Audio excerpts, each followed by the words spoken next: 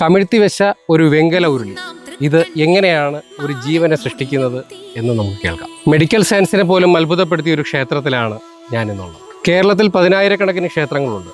എന്നാൽ ഒരു സർപ്പക്കാടിനുള്ളിൽ ഒരമ്മ ക്ഷേത്രം ഭരിക്കുന്ന ഒരു പൂജാരിയായി ഇരിക്കുന്ന ഒരു സ്ഥലം നിങ്ങൾ ലോകത്ത് എവിടെയെങ്കിലും കേട്ടിട്ടുണ്ടോ? ഞാനിപ്പോൾ ഉള്ളത് ലോകപ്രശസ്തമായ മണ്ണാറശാല ശ്രീ നാഗരാജ ക്ഷേത്രത്തിലാണ്. ഭക്തിയുടെ കണ്ണീർ വീഴുന്നിടത്ത് മണ്ണാറശാല നാഗരാജാവ് അത്ഭുതങ്ങൾ എഴുതും. ഒരൊറ്റ കാവിനുള്ളിൽ ലക്ഷക്കണക്കിന് നാഗപ്രതിമകൾ.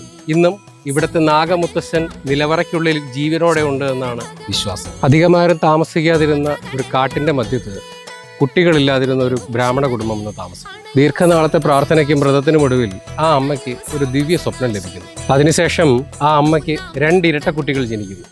ഒരാൾ മനുഷ്യ ശിശുവും മറ്റൊരാൾ ദിവ്യനാഗവും.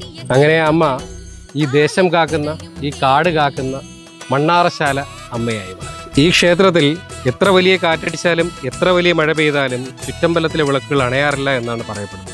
നാഗദൈവങ്ങളുടെ അദൃശ്യമായ ഒരു കാവലാണ് ഇതിന് പിന്നിൽ. മണ്ണാറശാലയിലത്ത് കാത്തു സൂക്ഷിക്കുന്ന നാഗമുത്തശ്ശൻ വസിക്കുന്നത് ഇവിടുത്തെ നിലവറയിലാണ്. സാധാരണക്കാർക്ക് ഇവിടെ പ്രവേശനവുമില്ല.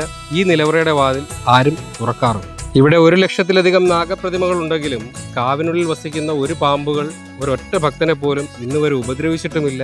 അവ മനുഷ്യനുമായി ഇണങ്ങി ജീവിക്കുന്നവയാണ്.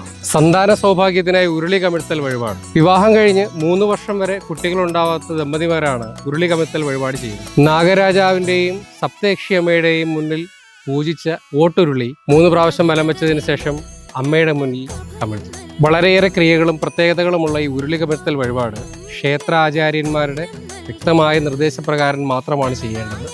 ക്ഷേത്രത്തിനുള്ള സംവിധാനങ്ങളുണ്ട്. സന്താന സൗഭാഗ്യത്തിന് വേണ്ടി പ്രാർത്ഥിക്കുന്ന എല്ലാ ദമ്പതിമാരും ഇവിടെ എത്തണം, അമ്മയെ കാണണം, അമ്മയെ കണ്ട് ഈ വഴിപാട് ചെയ്യണം. ഉറപ്പായും അമ്മ അതിനുള്ള വഴിയുണ്ടാക്കും.